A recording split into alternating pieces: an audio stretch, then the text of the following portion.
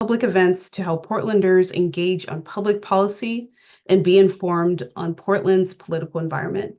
You can learn more about us and become a member yourself by visiting www.pdxcityclub.org. You can also learn about our next City Club Forum on April 2nd, which features candidates for Multnomah's County District Attorney. As City Club, we maintain a nonpartisan approach to policy, and we try to remain faithful to that approach in our participation here. Each candidate's appearance tonight does not necessarily constitute their endorsement of City Club or our endorsement of any candidate. We're really hoping to set up this forum for open dialogue and discussion on some of Portland's most pressing issues. Now it is my pleasure to introduce to you Salome Chimoku, Chair of the Multnomah Democrats, who are, of course, co-sponsoring this event. Thank you, Amira. Hello, everyone. My name is Salome Chimoku. I use she, her pronouns, and I am the current chair of the Multnomah County Democrats. I am happy to be here in collaboration along with my team who assisted with getting everything ready for this event tonight. And just so folks are aware, the Multnomah County Democrats as an organization does not endorse during primaries, but we find it important for folks to be engaged with all of the candidates who are running to seek Democratic Party nomination. And so if you would like to learn more about the Multnomah County Democrats, I invite you to go to our website, multdems.org. That's M as in Mary, ULTDEMS.org. And there you will find all sorts of information in regards to our local party, what we do, and our structure. I'd also put a reminder out there to folks that on March 12th is the deadline to register as a precinct committee person. And so if you are interested in filing for that position, it is online and it is very easy to access. Again, you can find that information at multdems.org. Thank you, Amira. Great, thank you. So we'd like to appreciate the participation of our three participants tonight. We have Susheela Jayapal, former Multnomah County Commissioner, Eddy Morales, President of the Gresham City Council, and Maxine Dexter, State Representative for House District 33. Tonight's moderator is going to be Chabre Vickers, who is Prosper Portland's Director of Equity Policy and Communications. Chabre, I'm going to turn the floor over to you to get us started on this fantastic discussion. Thank you so much, Amira, and thank you to the over 130 folks who have joined us this evening. We're so excited that you are choosing to spend time with us this evening. For the first time in decades, Oregon Congressional District number 3 will become an open seat. U.S. Representative Earl Blumenauer announced on October 31st that he would not be a candidate in the upcoming May Democratic primary. Earl Blumenauer has represented the district since 1996, and prior to his congressional election, he served Oregon as a Portland City Commissioner, Multnomah County Commissioner, and state representative. We have incredibly big shoes to fill and some fantastic candidates who've joined us tonight to help us get to know them a bit better. The 3rd Congressional District includes most of Multnomah County, including Gresham, Troutdale, and most of Portland east of the Willamette River. It also includes northeastern Clackamas County and all of Hood River County, about 650,000 people or so. Previous holders of this seat include Nan Wood Honeyman, Oregon's first female representative, and Ron Wyden, now an Oregon U.S. Senator. Congressional District 3 is not only the most Democratic district in Oregon, it is one of the most Democratic districts in the nation. No Republican has held the seat since 1955. Our country is changing, needs of our community and Oregon Congressional District 3 are changing. This makes the Congressional District 3 Democratic primary of particular importance. Tonight, we've invited 3 Democratic primary candidates, Susheela Jayapal, Eddy Morales, and Maxine Dexter, to answer questions from their potential constituents, including some questions submitted by our registrants. If you still have questions for these candidates, we encourage you to visit their website, get to know them, learn more about their platform, and show up to events so that you can ask questions directly. We have received dozens and dozens and dozens of questions. With our time, we anticipate being able to get through between 5 to 7 fantastic questions. And so we do encourage you to continue to stay engaged with these candidates. Let's see, we are excited to begin our forum by inviting each candidate to give a 2-minute introduction of themselves, their background, and their campaign and why they're running. I will then pose questions and allow each candidate 2 minutes to respond to that question. Candidates and attendees can follow the time remaining via the display at the side of the screen. I believe you all can see that. And I will rotate the sequence of candidate answers, and we will start based upon who announced that they were running first. At the conclusion of questions, each candidate will have 2 minutes to add concluding remarks. And so we are very excited to have our candidates join us. I invite Susheela Jayapal to join us on camera, along with the other candidates, if you would like. We're going to start with Susheela to begin your introductory comments. Susheela, the floor is yours. Thank you so much, Chabre, and good evening, everyone. I came to the United States when I was 16 years old. I had a suitcase and not much else. I'm originally from India, and my parents are still there. They sent me here to go to college because they truly believed in the American dream. They didn't have much, but like all parents, they wanted a better life for their children. That was an enormous sacrifice. It wiped out their savings, but even more, it was a personal sacrifice. They are now 84 and 94 years old, still in India, and they have grown old without us. I carry their sacrifice with me every day. It nudged open doors of opportunity that would have been otherwise firmly closed to me. As a result, I've had the privilege of living in this district for 30 years, as the mom of 2 kids who grew up here, as a lawyer, as a nonprofit leader and community volunteer, and most recently as a county commissioner. I have served through some of the most challenging times we've ever faced, through the pandemic and through our current overlapping crises of homelessness, addiction, and mental health challenges. I have seen the power of government and community working together, as during the pandemic when we mobilized and created new systems for getting testing, vaccines, and wraparound support to our most marginalized communities. And I've also seen and navigated the challenges of tackling decades of disinvestment, jurisdictions that don't talk to each other, and the gap between policy and on-the-ground implementation of solutions. What all of those experiences tell me is that the American dream my parents believed in, which has been too long withheld from too many people, is possible. We have big problems, but we also have huge opportunities, and I know that we can do better. I know that we can stay firmly, unequivocally rooted in our progressive values and also find the common ground to get things done. That's why I'm running for Congress, to carry forward the sacrifice my parents made and to fight and work together for a country we can be proud to leave to the next generation. Thank you. Thank you so much, Susheela, excuse me. Eddy Morales, the floor is yours. Chabre, can you hear me okay? I can, thank you so much. Chabre, thanks for having us in City Club as well. My journey here today started with my mother. She came to this country in the trunk of a car with my 8 siblings following in the backseat of strangers' cars. She came to this country in the search of her American dream for us. When I was just 6 years old, she fled again, this time from domestic violence. She brought my siblings and I to Oregon to keep us safe. She did this so we could have a better life, not giving up on her pursuit of our American dream.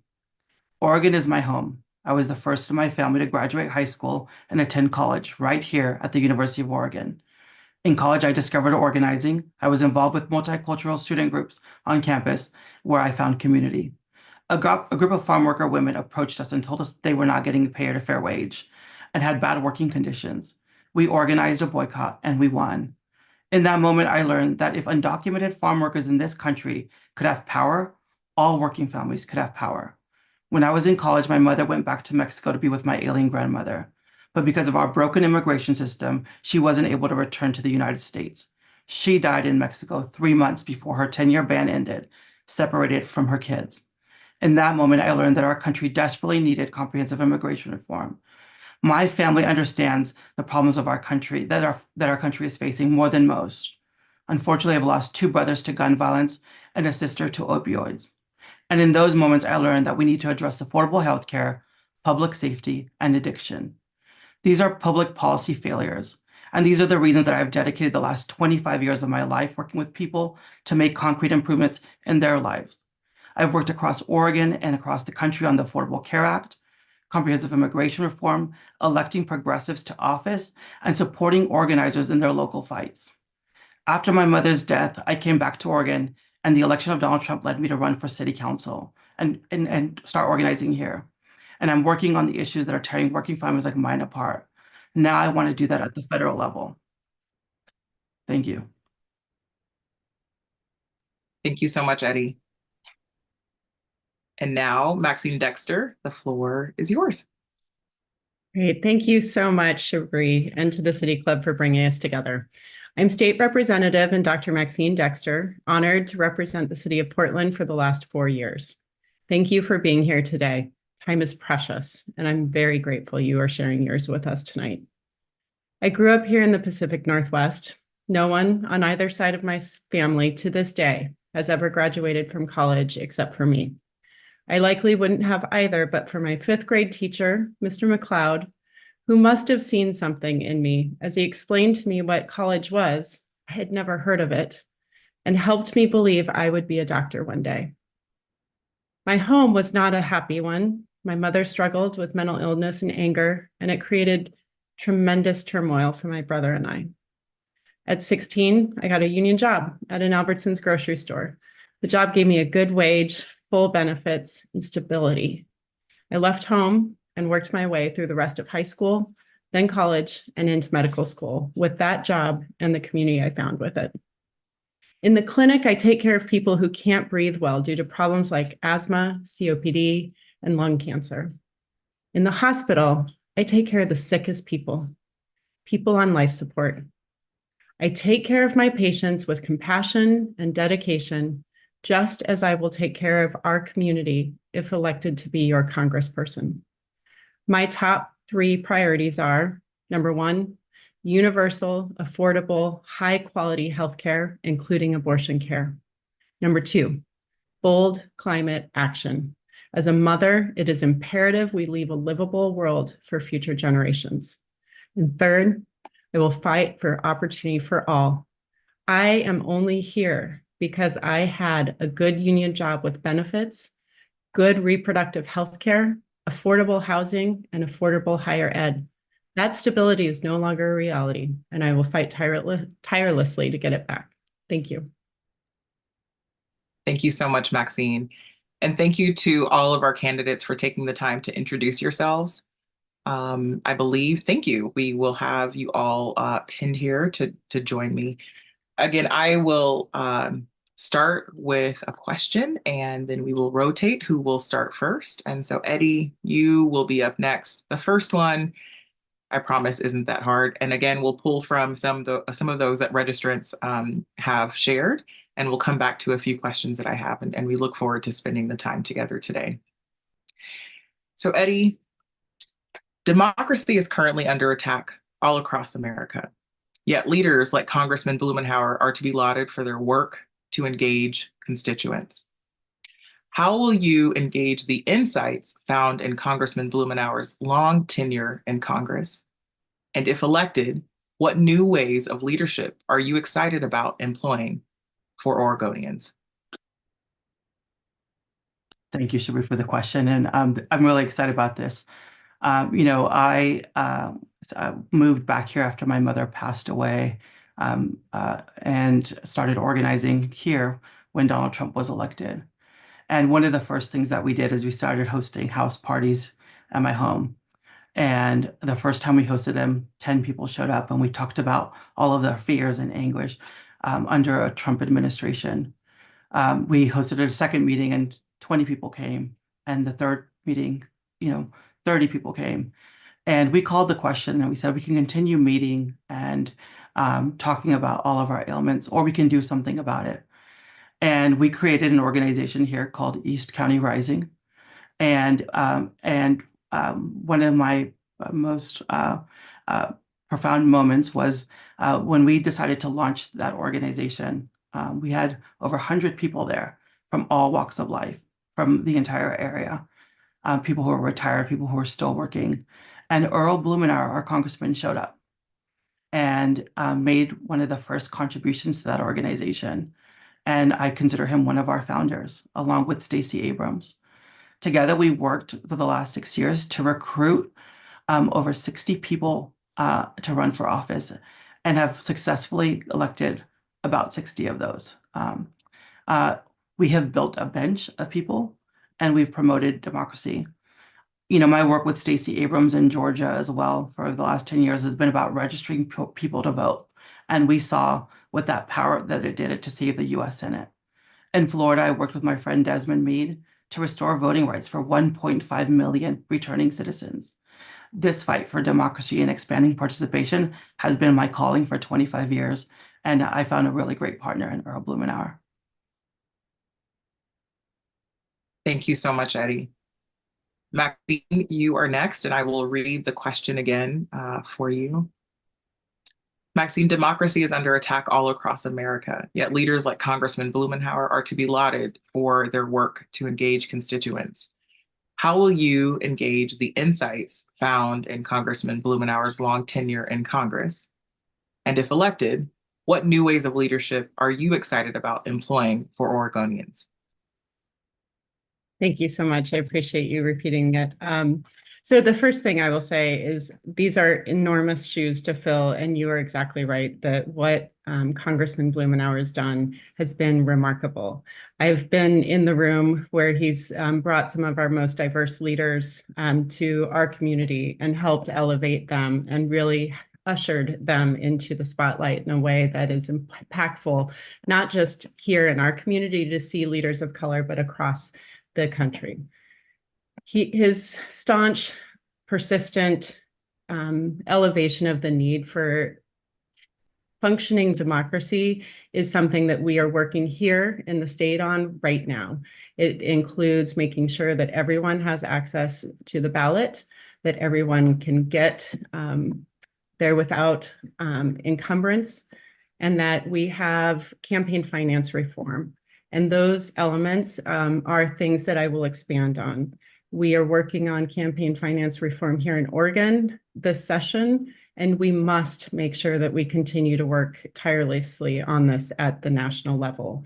What we are seeing with independent expenditures and dark money in our elections is frankly offensive and needs to be effectively stopped and really bring the vote back to the people and the power back to the people. Thank you so much. Thank you, Maxine. Susheela, I'd love to repeat the question for you if that, yeah, That great. would be great, Chabre. Thank you. Awesome. Thank you. Susheela, democracy is under attack all across America. Yet leaders like Congressman Blumenauer are to be lauded for their work to engage constituents. How will you engage the insights found in Congressman Blumenauer's long tenure in Congress? And if elected, what new ways of leadership are you excited about employing for Oregonians? Thank you so much for that question. I've thought quite a lot, both before deciding to run for this seat and since deciding, about the legacy that Congressman Blumenauer leaves. And it's a legacy that has to do with the substantive issues that we worked on, and I won't list the whole litany of them.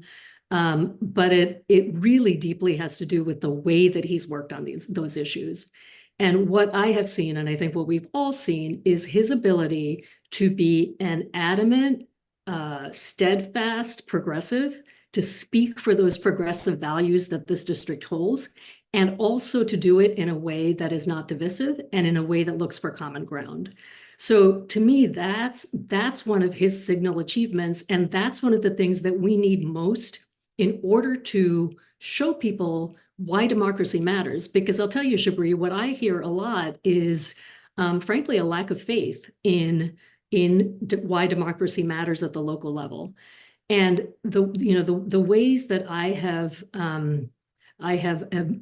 tried to adopt the same sorts of leadership models is to really reach out to people who have of different political persuasions. And I'm thinking of a particular example. Last summer, I did an exchange with a county commissioner from across the state, from rural Oregon.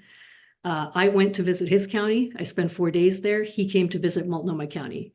I have said that I'm not sure who was more nervous about this exchange, I to go there or he to come here. That's what the divide is like in this state, let alone in the country. But that was one of the most extraordinary experiences that I've had. And I think doing that, finding people with whom we might disagree on politics and we might disagree on strategy, but we agree on values, and being open and curious about what their constituents need, what they need, and being able to be vulnerable is the form of leadership that Congressman Blumenauer has displayed and that I would hope to take to Congress as well. Thank you so much, Susheela. I really appreciate all three of you taking the time to answer those questions. That question, I will go to Maxine next. You'll start, and then we'll go through again. And I have no problem repeating the questions, as I know you have not seen any of these questions, and we're pulling questions directly from some of the registrants. And so thank you for your grace today. Maxine, I will start with you. Maxine, can you please share a single policy effort you are most proud of from your recent tenure in public service? And how can constituents, like myself in District 3, continue to expect movement in the same way if you were elected to serve as congressperson for District 3? Thank you so much for the question. Luckily, I've had enormous opportunity to make some meaningful achievements, but I think the one that I hold closest and the one I'm most proud of is our opioid harm reduction omnibus package that we passed last year. And this came as a result of me seeing in the hospital a young person who had unintentionally overdosed with a counterfeit OxyContin pill that was laced with fentanyl. He was at a party. His family his friends were there. They had no idea that they needed to call 911. And once they realized they should have, they were too scared to do so. So by the time he got there, he was the same age as my child, could have happened to any of our children. And I knew we needed to act. So we brought together a broad, really bipartisan, we had law enforcement, we had opioid harm reduction clinics, we had just healthcare providers across the state come together and made a list of all the things that we wanted to get done. And we did things like decriminalize fentanyl test strips so that the University of Oregon students who couldn't hand them out now can. We got Narcan into the public schools, and now we know that parents are getting educated about Narcan while they also are giving consent effectively to let it be given to their children should they be in a crisis. We have first responders who are compassion fatigued at times, being able to give out, not just administer, but actually give the Narcan to people after they've been resuscitated. We had 13 policies in that package, and it was passed with bipartisan support in a way that I couldn't be more proud of. And I very much hope to take that same package to Washington. Thank you. Thank you so much, Maxine. I appreciate your answer there. Next, we're going to go to Eddy, and then we will come back to Susheela. Eddy, I'll repeat that question. Please share a single policy effort you are most proud of from your recent tenure in public service, and how can constituents like myself in Congressional District 3 continue to expect progress in this regard? Thank you, Chabre. This is my 6th year as an elected official, so I've gotten the opportunity to work on a lot of things successfully.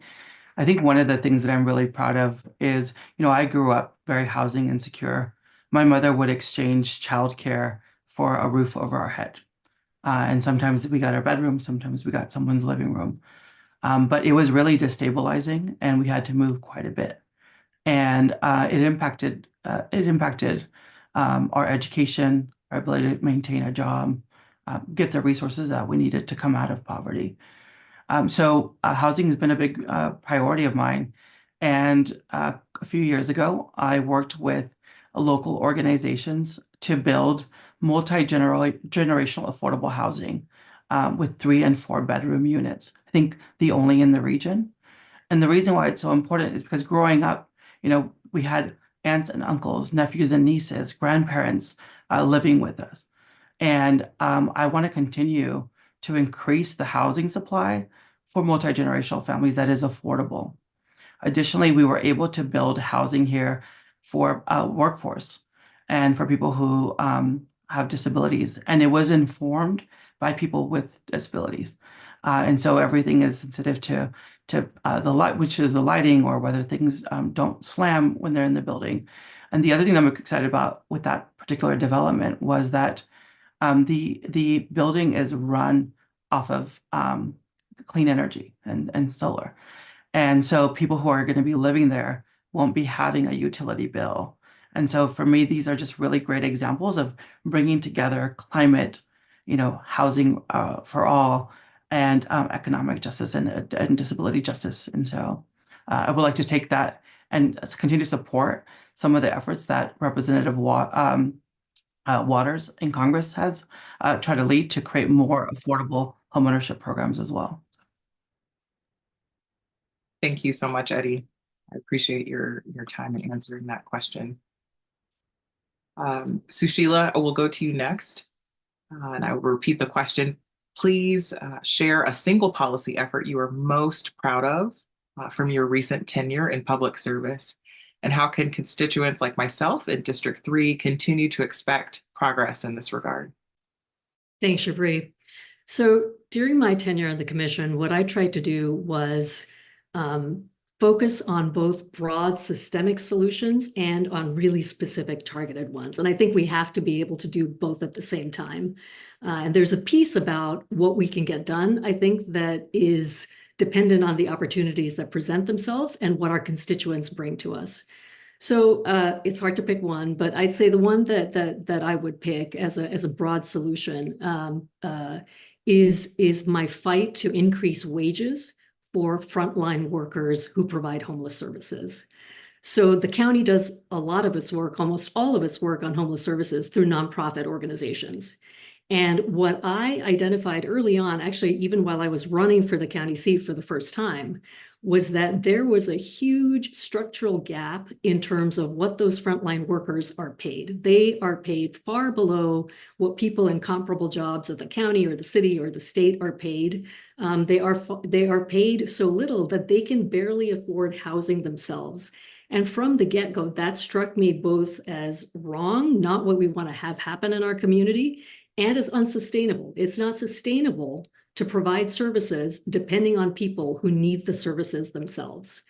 And in fact, move forward 2 or 3 years, and what we ran into in the community was an inability to provide the services that people needed because we didn't have the workforce, because we weren't paying them enough.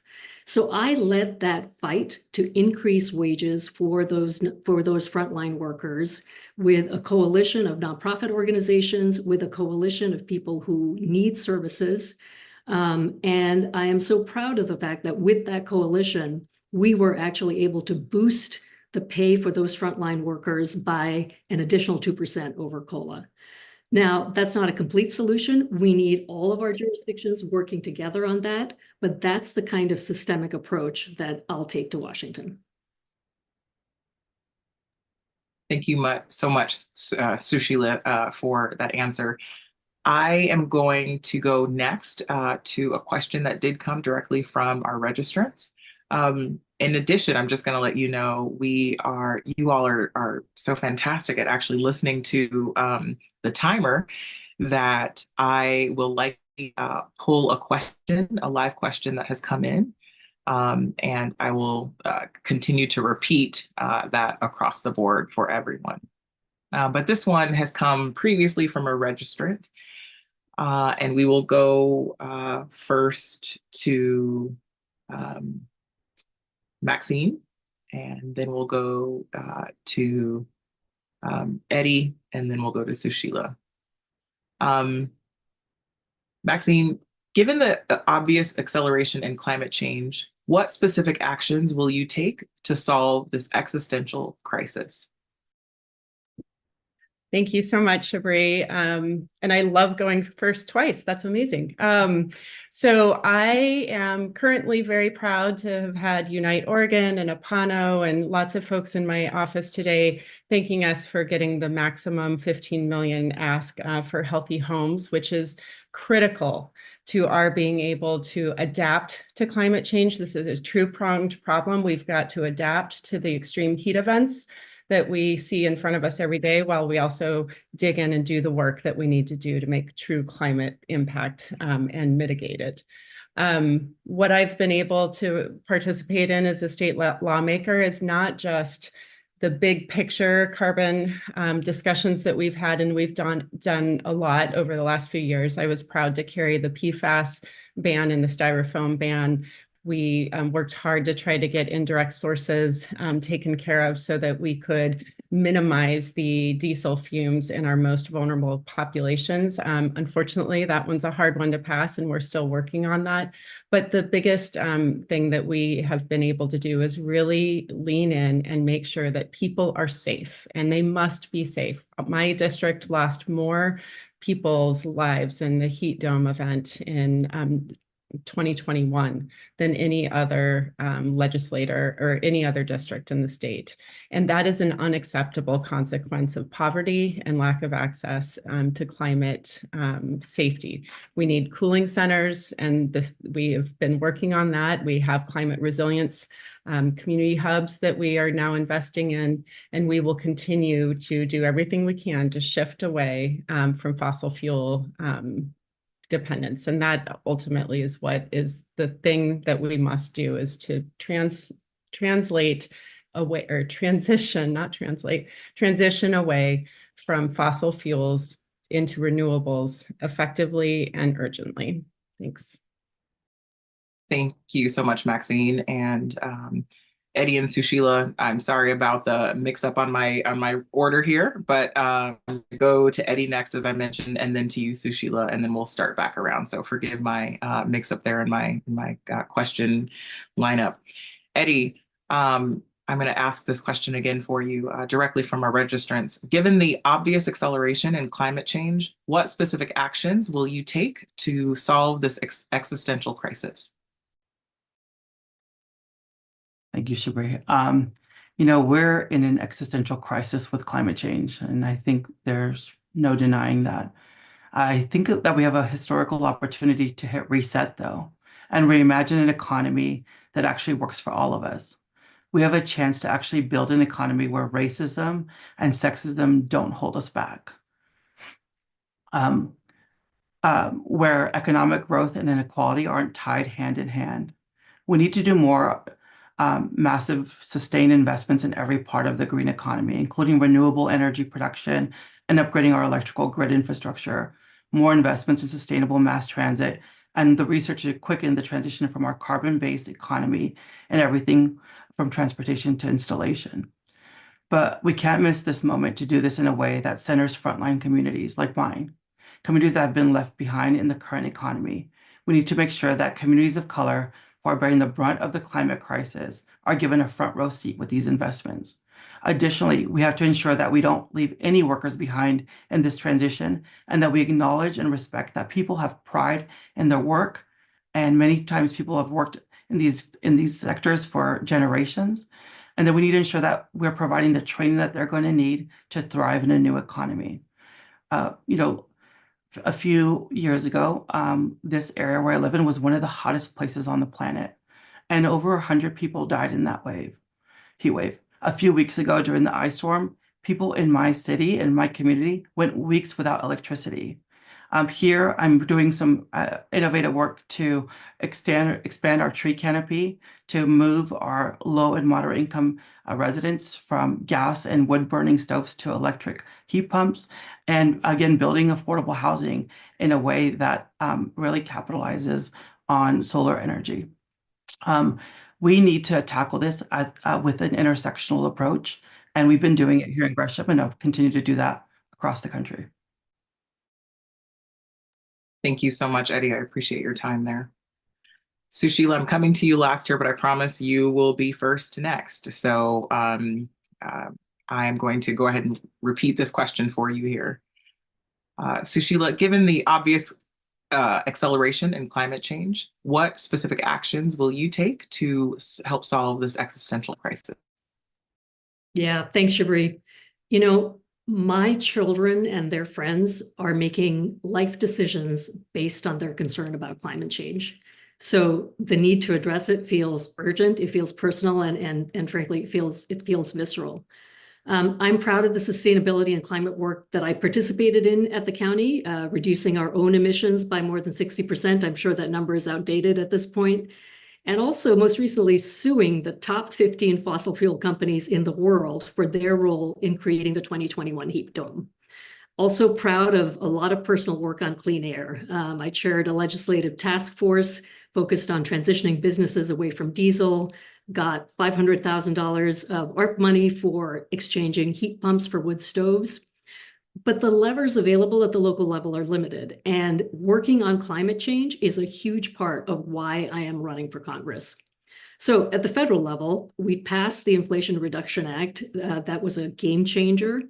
And to build on that, we have to prioritize the solutions that will have the most immediate impact on emissions, the greatest overall impact, and will improve people's daily lives. That's what the just transition is about. It is about making sure that as we move away from fossil fuels, we're creating opportunity for people, and we're also building resilience for the folks who are going to be most affected, Black and Brown communities, immigrant and refugee communities. So the most impactful thing we can do is phase out fossil fuel and fossil fuel development as quickly as we can. Right now, we're moving in the wrong direction on fossil fuel production. I heard recently that the United States is now the biggest producer of oil in the world. We've overtaken Saudi Arabia. And if we don't reverse that trend, we will wipe out the advances that we're making with the Inflation Reduction Act. I'll also want to focus on other strategies with relatively immediate impact, things like preventing deforestation, stopping methane leaks, improving energy efficiency. And all of those things, again, have to be done centered on, driven by, in partnership with the communities that are going to be most affected by climate change. Thank you so much, Susheela. I appreciate your time in responding to that.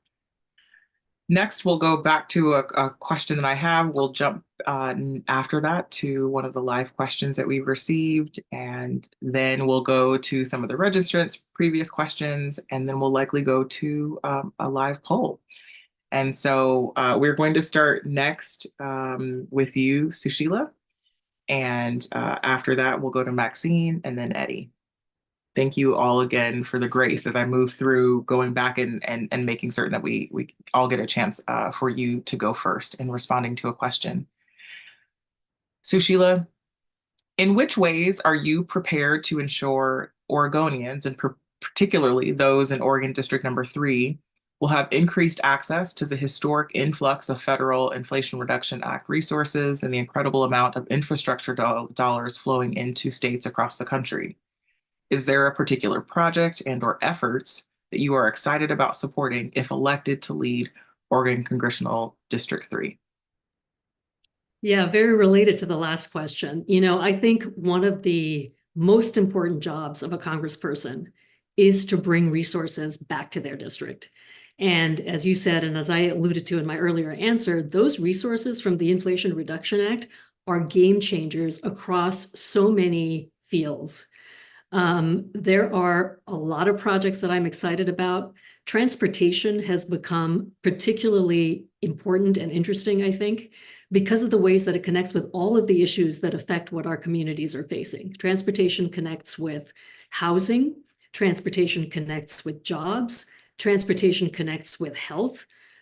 So when I think about the various projects that are underway or beginning or people are looking for funding for, the one that I am most excited about is the Albina Vision Trust project in my former county commission district, which is a vision of recreating, rebuilding anew, not replacing, but rebuilding, recreating a new community, a diverse, vibrant, thriving community in the part of Portland that was ripped apart by so many other infrastructure projects.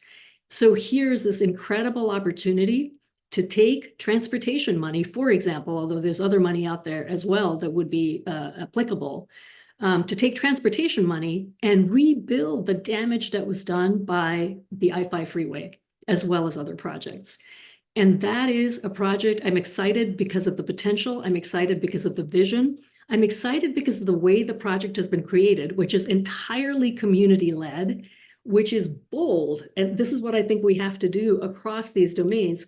Set out a bold vision. It may seem unachievable, but by setting out the vision, we make it part of our conversation. And then we take all of the small incremental steps that we need in order to get to that vision. So that's the one I'm most excited about. Thank you so much, Susheela. Again, next we will go to Maxine and then to Eddy in this regard. So Maxine, in which way are you prepared to ensure that Oregonians, and particularly those in Oregon District number 3, will have increased access to the historic influx of Federal Inflation Reduction Act resources and the incredible amount of infrastructure dollars flowing into states across the country? And is there a particular project or efforts that you are excited about supporting if elected to lead Oregon Congressional District 3? Yeah, thank you so much. There are so many amazing opportunities that I'm going to do everything I can to get through. But my very favorite project, we actually released a press release today, is about the Albina Vision Trust project. Senator Jama and I are excited to have gotten $25 million into this year's package to make sure that we can get the Portland Public Schools property secured for Albina Vision Trust. And I couldn't agree with Susheela more that this is an incredible opportunity to really address the harm that has been done by the I-5 corridor and the destruction of our Albina district.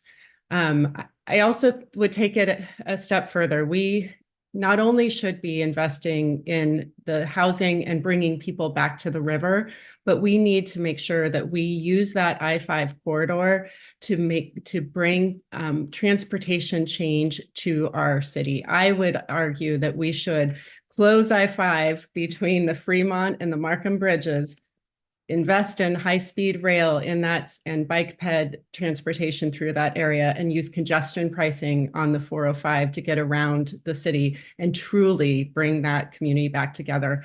And the Inflation Reduction Act and the dollars that Pete Buttigieg as Director of Transportation have been, this is exactly the kind of project that is meant to be used for.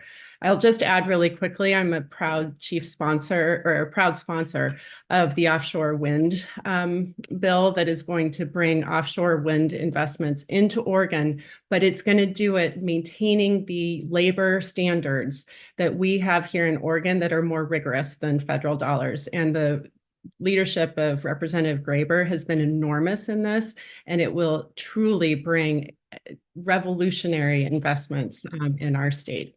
Thank you. Thank you so much, Maxine. And Eddy, we'll come to you next in this regard.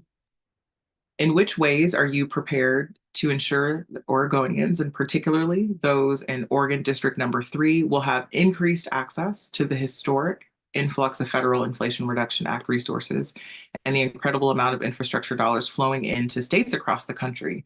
And is there a particular project or efforts you are most excited about supporting if elected to lead Congressional District 3 here in Oregon? Yeah, thank you, Chabre. And will agree on the Albina Vision Trust project. And but I also want to just draw attention to one that's here closer to home into East County, and that was that we got the second grant around the production of microchip here. And the reason that's important to me is not only is this helping to build a new economy here in Oregon and in the district, but it's providing good jobs and good job opportunities for people. If you were to split our county here down 82nd, Multnomah County, and everything to the left was its own state, it'd be the second wealthiest state per capita, and we'd be the second poorest out here. People are making about 50 cents to the dollar for work, and so a big priority of me is how do we leverage these dollars to create good paying jobs with benefits and safe working conditions that allow people to retire with dignity. This also creates a different pipelines. We have a community college out here, but Mount Hood Community College, and this sets up an entire pipeline of getting people the apprenticeship program and the training that they need to get into these higher and better paying jobs. I'd love to see these opportunities expanded in communities that are really feeling stretched and haven't had the opportunity to get some good manufacturing jobs in this country. Thank you so much, Eddy. I appreciate your bringing East Portland and East County to this discussion here. So I'm going to take this next question from the live Q&A, and we will start with you, Eddy. Next, we'll go to you, Susheela, and then we'll close this question out with you, Maxine.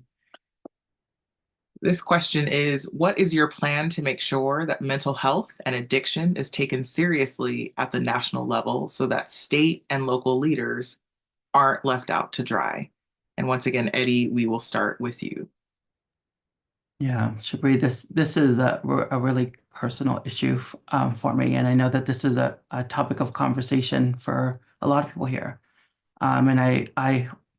And as people are discussing Measure 110, and as people are discussing responses to addiction, I hope that in those conversations and in those discussions are people who are and have been impacted by addiction in their communities or are service providers.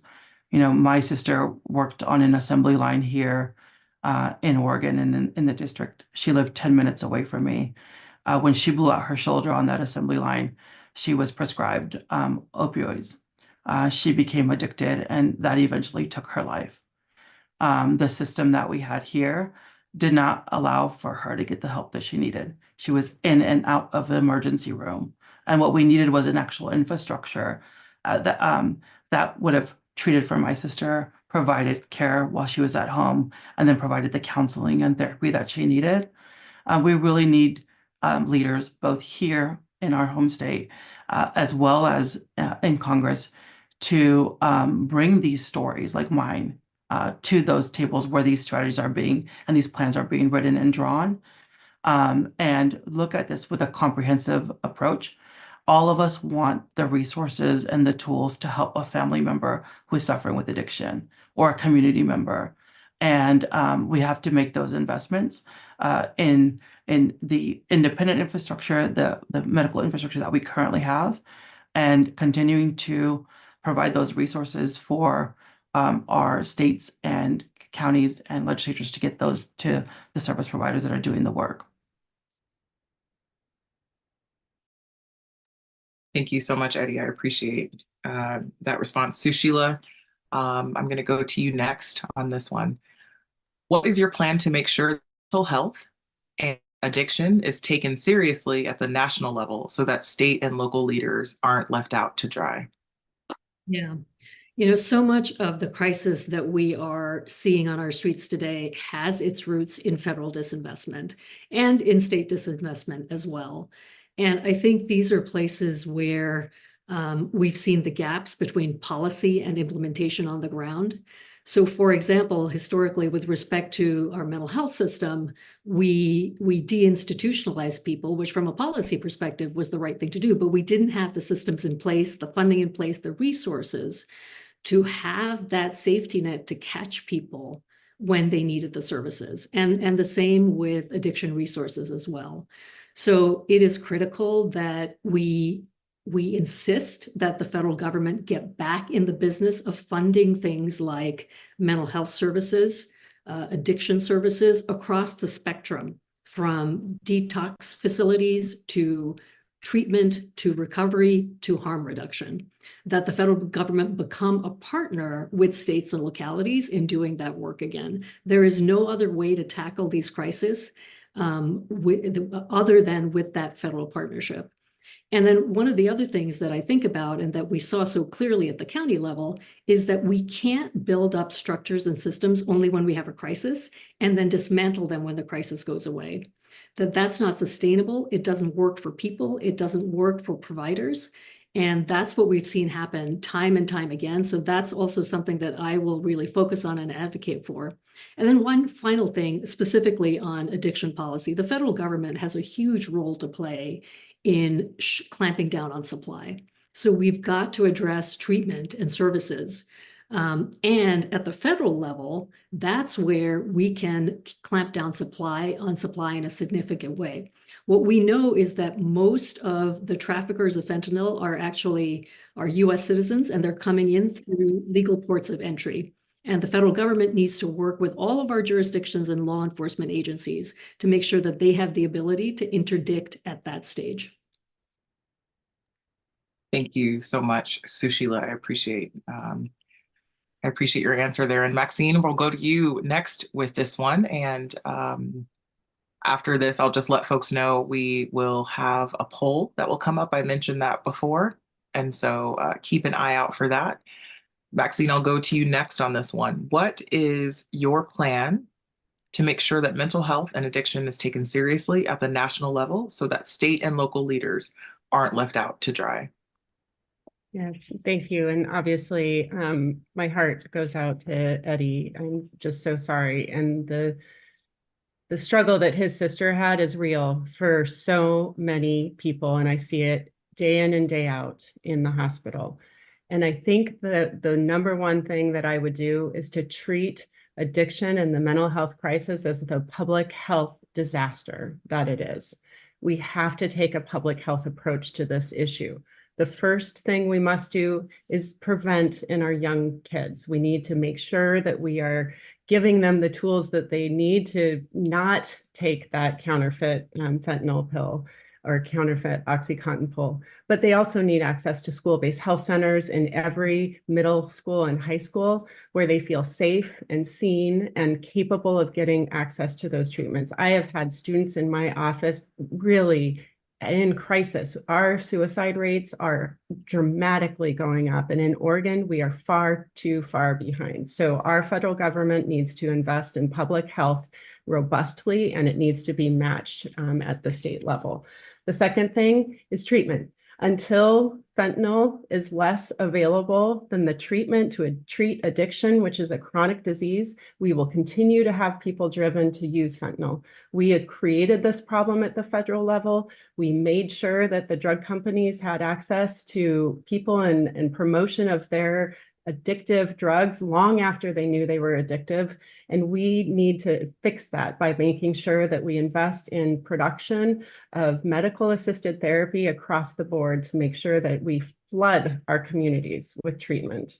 The last thing I'd say is that we need to reduce the stigma. We need to see this as the the disease that it is.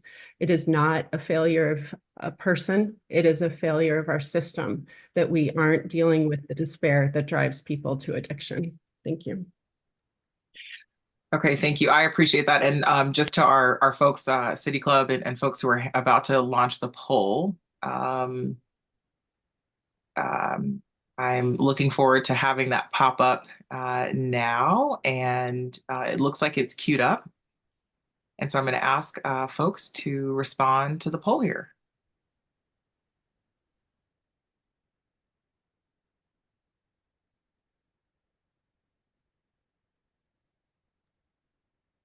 And as folks take time to respond to the poll, the responses of the over 100, and we have about 160 or so folks who are here. will come up and show on the screen as well. I think we will take about 10 more seconds to have people respond to the poll.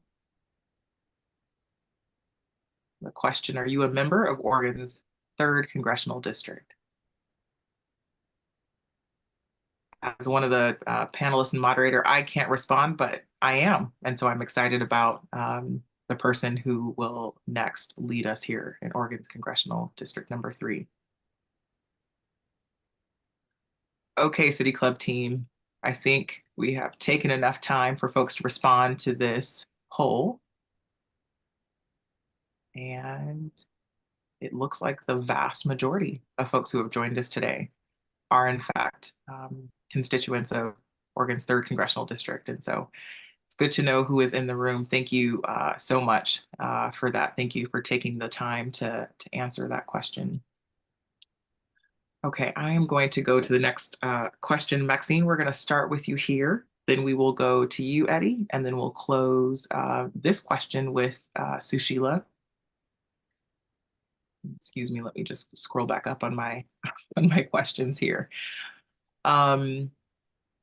Okay. And so Maxine, will go to you first. Anti-racism, critical race theory, justice, equity, diversity and inclusion, access to literature, and interpretation of long-held laws like affirmative action are all being challenged at the national and local levels. Please share with us how you have advanced aspects of equity in your policy work and how you will ensure it continues to be a value Oregonians in Congressional District 3 can remain anchored in under your leadership. No, thank you so much. The number one thing that I would say right off the bat is our democracy only works when people have access to the ballot. So making sure that everyone has access to the ballot is critical for dealing with this. And then removing the barriers for our marginalized communities. It is not lost on me that the primary voters in CD3 are higher educated, white, affluent people. Until we bring democracy to everyone and empower them to believe that it matters, we will continue to lose the representation that we need across our communities. We have done an enormous amount of work in our housing space. I have been the lead on our housing investments. And what that really is making sure that communities have a safe and affordable place to live in every part of, in wherever they choose to live. And until people have that, they continue to be unstable and unable to participate in having a fulfilling life. One of the major investments we made last session was in our agricultural worker housing.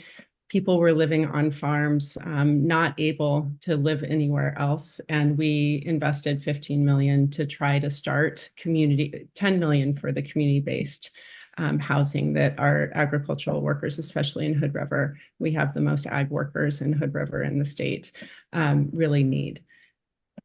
Anti-racism also means, and I'm just going to call it out loud, that we have to bring people of color into power. And I am not that person, yet I have been dedicated to making sure that people are at the table. I have worked across every policy that I've made with intention to bring people into that room. And we need to make sure that we pay people for their time, that they have childcare, that they have food, that they have transportation to get there. And unless we truly invest those things in bringing people to the tables, it won't happen. And I've been advocating for a state fund to make sure people have that support to participate. Thank you. Thank you so much, Maxine. Eddy, we'll go to you next, and I'll repeat the question. Anti-racism, critical race theory, justice, equity, diversity, and inclusion, access to literature, and interpretation of long-held laws like affirmative action are all being challenged at the national and local levels. Please share with us how you have advanced aspects of racial equity and how you will ensure it continues to be a value Oregonians in Congressional District 3 can remain anchored in under your leadership if elected.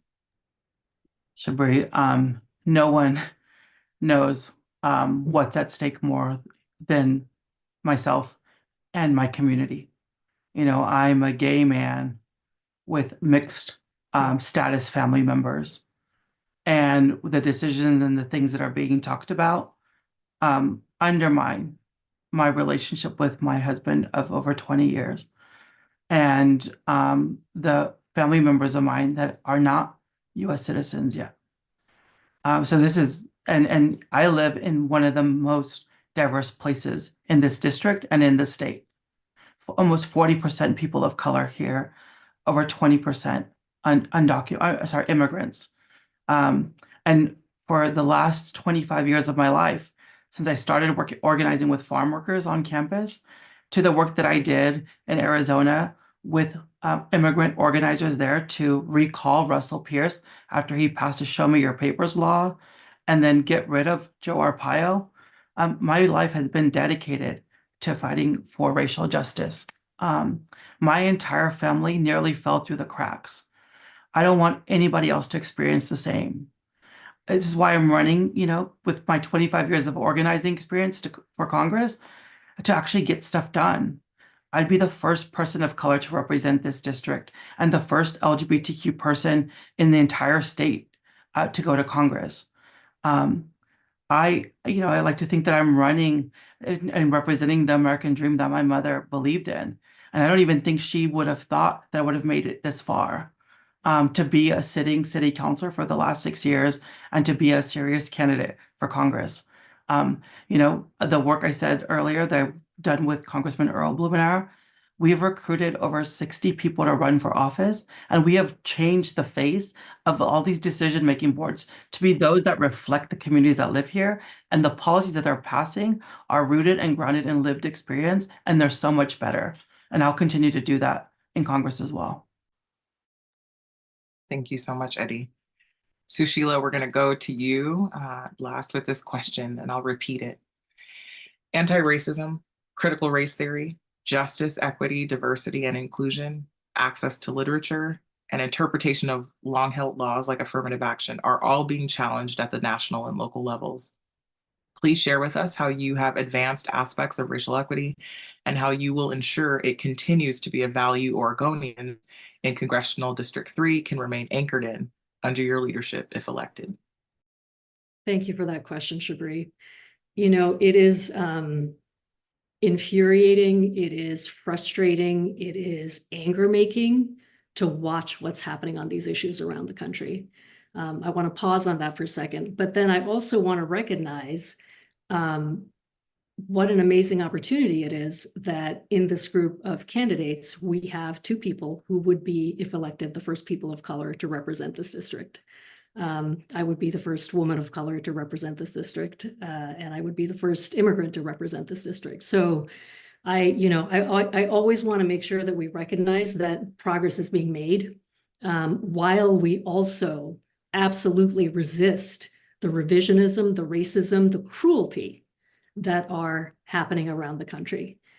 What I have always done, whether it's been at the county or in work I've done before that, nonprofit organizations, is focus explicitly. I think that's the piece that may be the most important. Focus explicitly on equity and on the specific communities that are facing the greatest marginalization when we're creating solutions.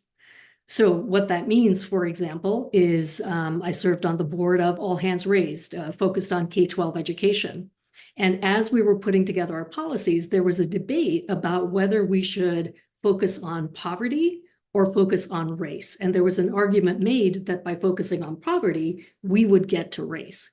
And my response was, we don't get to race until we talk about race. We don't get to race until we explicitly say, that's what we're going to focus on, and that's what we're going to tailor our solutions to. So that's the approach I took in that instance. And then across the county, multiple of examples of how that approach is what's going to get us to where we need to be on justice and racial equity. During the pandemic, calling out that we were not testing people and providing data that told us who we were testing by race and ethnicity so that we would know what kinds of solutions we needed. creating funds specifically for Black Oregonians, specifically for Latino Oregonians. That is how we move forward, by being explicit and intentional and targeting our solutions. Thank you, Susheela. I appreciate that response. Okay, folks, we are nearing our time around 6:15, which is probably where we're going to get to take some of our last questions before we ask you all to give us some of your closing remarks. So I anticipate at least another question or two to be able to get through for each of our candidates. And so I really appreciate you all taking the time to engage here with us. And I am going to take this question from one of those that has been offered live. And I will start, excuse me, I'm sorry, with Susheela. I'll go to you first. Maxine, I'll go to you next, and then Eddy, I'll go to you all. And thank you again for your continued grace as I go through flipping the questions around. I will say, as I'm looking at 3 different screens and my notes on this, I just appreciate your grace. It's been a long day, and I'm so glad that we're all here. So this question directly from the live chat is to you first, Susheela. What efforts would you take to ensure that Americans have access to a publicly funded universal healthcare system? And how would you use your influence as a congressperson to affect change here in Oregon related to healthcare access? Thanks, Chabre, and no worries. You're keeping us on our toes. That's good at this hour. I believe that our healthcare system is an appalling system to have for a country this wealthy, right? We have a situation where people cannot access the healthcare they need. They cannot pay for the healthcare they need. And the results that they achieve in our system are below those of any comparable country, any wealthy country in the world. So I believe we need a universal single-payer system of care. And what I would do would be to advocate for that, to sign up for the Medicaid for All Act, to be a co-sponsor of that act, and to advance those solutions while at the same time doing whatever we can to help states move forward on their own solutions.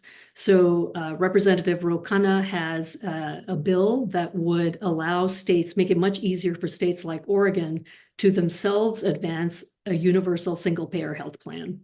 That's very complicated to do right now. This would allow the state to do it. We've got to, again, have a strategy of both and. We have to advocate for single-payer universal healthcare at the national level, while also making it easier for states to experiment, to pilot, to move it forward. And, to be clear about why I think single-payer healthcare is where we need to go, our system right now is fragmented, and it is driven by profit. Healthcare is a human right. It should not be privatized. We should not privatize the provision of things that we view as human rights. And that's what's happening right now. And that is leading to billions of dollars being taken out of our system into the pockets of big healthcare companies for private profit. So I would advocate for single-payer healthcare. I would advocate for solutions that get us there in the meantime. And I think that when we are talking about shared prosperity, which is my vision for what we need to achieve, that form of healthcare is one of the most important steps that we can take. Thank you so much, Susheela. Maxine, I'm going to come to you next with this question. What efforts would you take to ensure that Americans have access to a publicly funded universal healthcare system, and how would you use your influence as a congressperson to affect change here in Oregon related to healthcare access? Thank you so much, Chabre. This is why I ran for office. I am a physician who sees every day the impacts of not having access to safe and affordable medical care in my patients, in my community. It is indefensible that we continue to perpetuate this. Universal access to a single-payer plan would be amazing, and I wish that it was easy to do, but we cannot do it with one bill. We are going to have to lean in and decimate the for-profit entities that continue to profit off of our medical system. One of the things that I've been butting my head up against as a state representative, trying to get rid of fee-for-service medicine, because until we align payment for care with the outcomes of health that we desire, we will not be able to get to true universal access. And we have to put the insurers on at risk. They have to manage the system, and that's what getting rid of fee-for-service medicine would do. But we can't do that in Oregon because we have to get a waiver from the federal government. So what we need to do is make waivers more eligible and more easily shared with the states, because the states are the laboratories of our government, and we will continue to evolve as we then scale it at a national level. The three things that I think must happen to get to universal access is, number one, we get rid of fee-for-service. We've got to align payment with the health of people. Primary care physicians are working so hard that we're losing them hand over fist, and we are not attracting more. So we have to make sure that we get rid of the fee-for-service medicine. Otherwise, we will continue to not reimburse primary care for the value that they bring. Number two, we got to get rid of the administrative burdens and hurdles and all the things that not only insurance companies do, but our government does to us. And we have to simplify the system. And then lastly, we have to bargain for affordable medications. And until pharmaceutical companies are kept on a budget, we will continue to explode in our costs for care. Thank you. Thank you so much, Maxine. Eddy, I'm going to repeat this question for you here. What efforts would you take to ensure that Americans have access to a publicly funded universal healthcare system? And how would you use your influence as a congressperson to affect change here in Oregon related to healthcare access?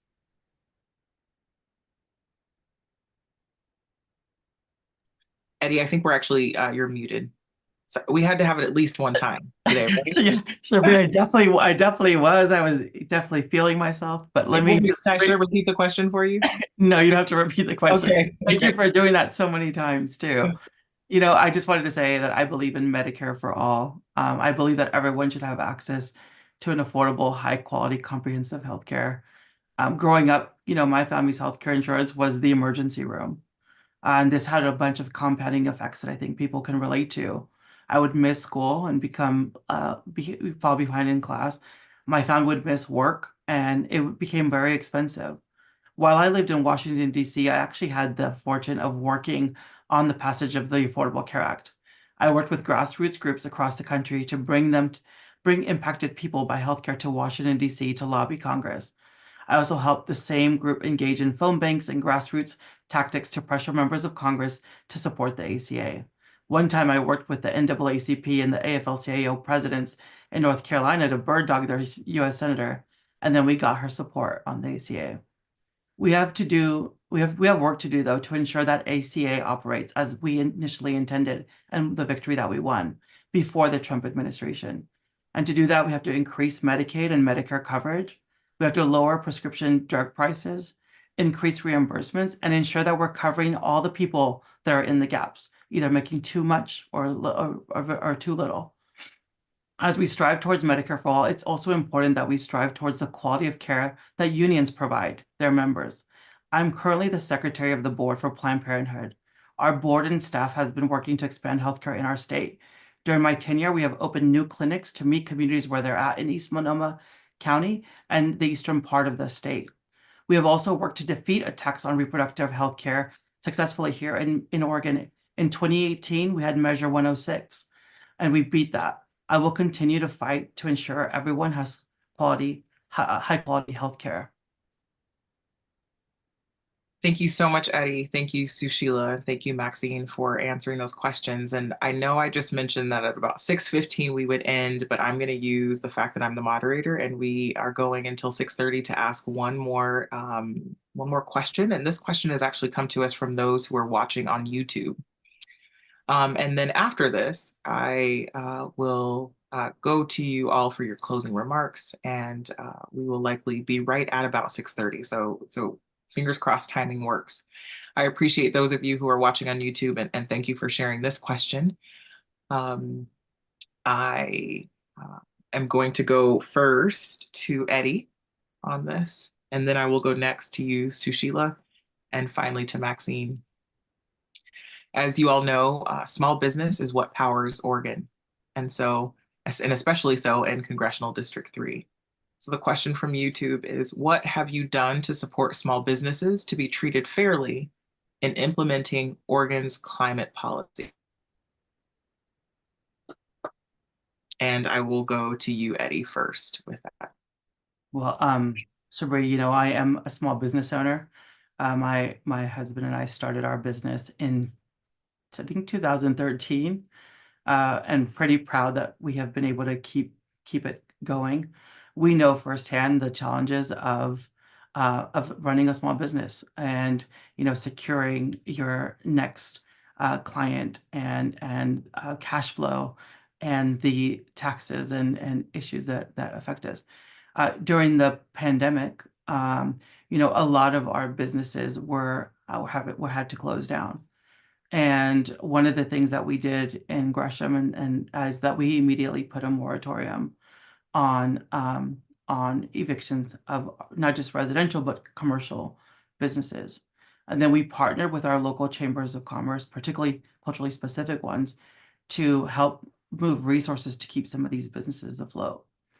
A lot of the businesses that we supported with those grants and those money and PPO loans are still alive and thriving today. Probably not a surprise, but a lot of the businesses in our community that are small businesses are those that are owned by minorities and people of color. And so I would want to continue to see what kind of supports we continue to provide groups like MISO, MISO, and others that are reaching communities that are businesses that are either starting or maintaining or sometimes struggling to make sure that they're getting the resources that they need. And I think a larger investment federally is needed to do that. The other thing I'll say is, there's also ideas that get pushed out that small business from the federal level and the Small Business Administration that a small business just cannot implement. And so I think having a coalition of small businesses and having a relationship with them to better advocate for these policies is important. And being a small business owner myself, I'll make sure that I bring that voice to Congress. Thank you so much, Eddy. Susheela, I'm going to go to you next.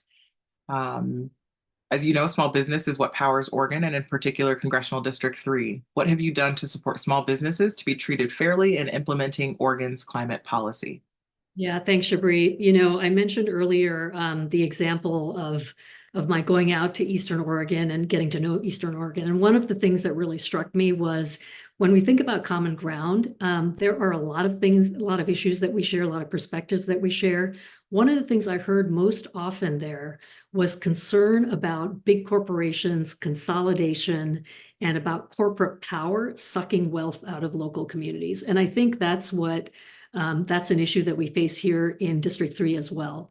Small businesses are the lifeblood of, I think, any economy, but that's particularly true in District 3 and, in this region where we don't have large employers. And that's good because when we have an ecosystem of small businesses, that is much more sustainable than relying on one or two really big businesses.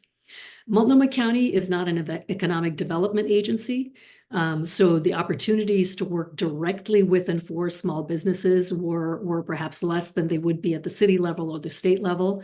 But a couple of things that I really worked on that I'm proud of. First of all, I steered $1 million of ARP funding to Micro Enterprise Services of Oregon, a wonderful organization, works primarily with women of color, people who are starting really small micro businesses and need support in figuring out how to get them off the ground. Before that, Multnomah County had focused a lot on job training, but for many of the people that the county serves, for people who are falling through the safety net, a traditional job is not going to work. And these kinds of micro enterprise opportunities are really what work for them. So very proud of steering that money to them. And then another place where I was able to affect small businesses and particularly BIPOC communities getting living wage jobs. One of the things one of the economic drivers that Multnomah County did have control over was its large construction projects. And on those projects, we were a leader, and I was one of the chief advocates for making sure that we were hiring contractors of color, And also that we had goals for apprentices, for women, for people of color, to make sure that we were creating a pipeline, again, not just by focusing on contractors and the businesses, but that we're creating a labor force and a workforce that could go on to create their own small businesses. So those are a couple of ways in which at the county, I was able to promote small business. And I just want to call out Congressman Blumenauer.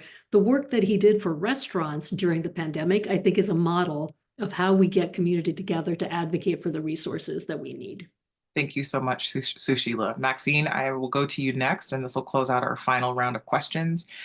Maxine, of course, as you know, small business is what powers Oregon, and in particular, Congressional District 3. What have you done to support small businesses to be treated fairly in implementing Oregon's climate policy? Yeah, thank you so much. And the first thing I'm going to say is our small businesses have been incredibly stressed during this period of time, and I will continue to lean in on this.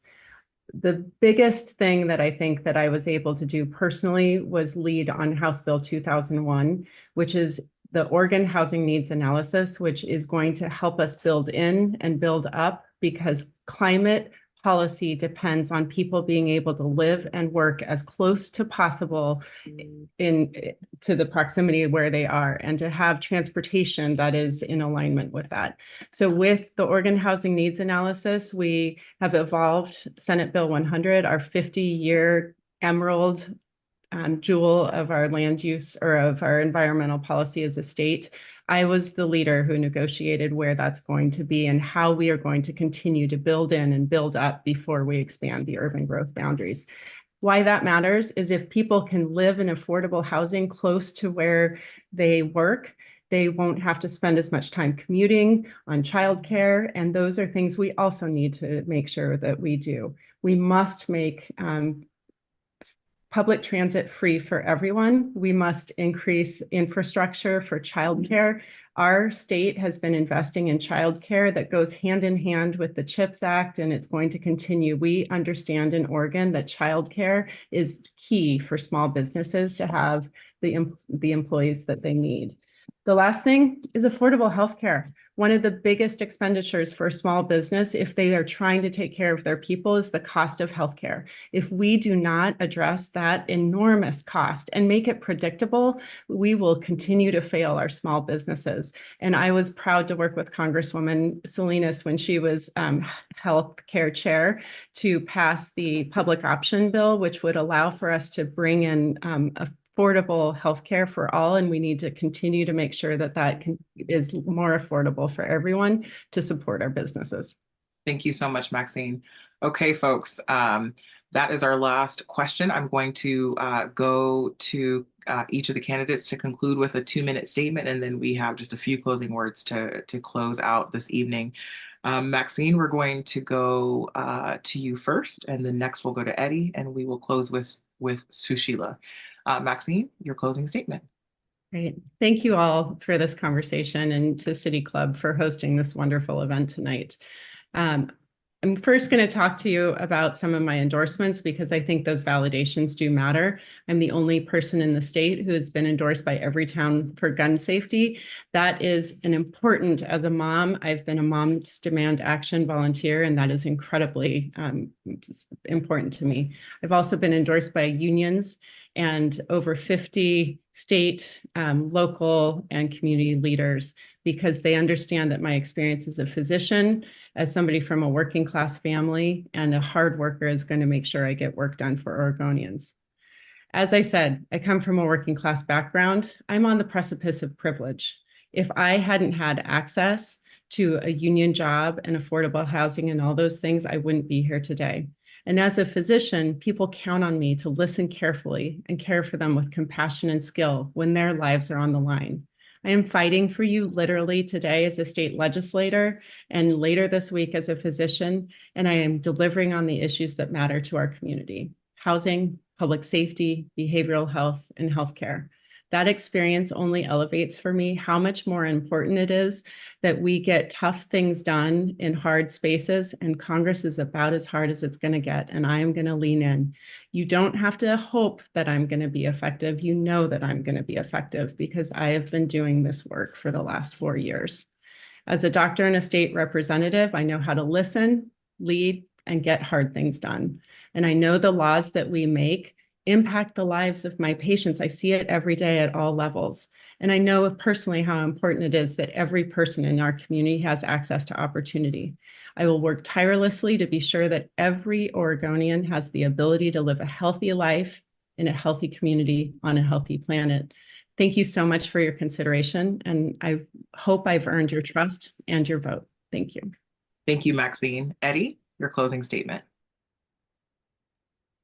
Well, thank you, Chabre and Representative Dexter and Multnomah County Commissioner Jayapal for participating in this, and the City Club for hosting this forum, and everyone that participated.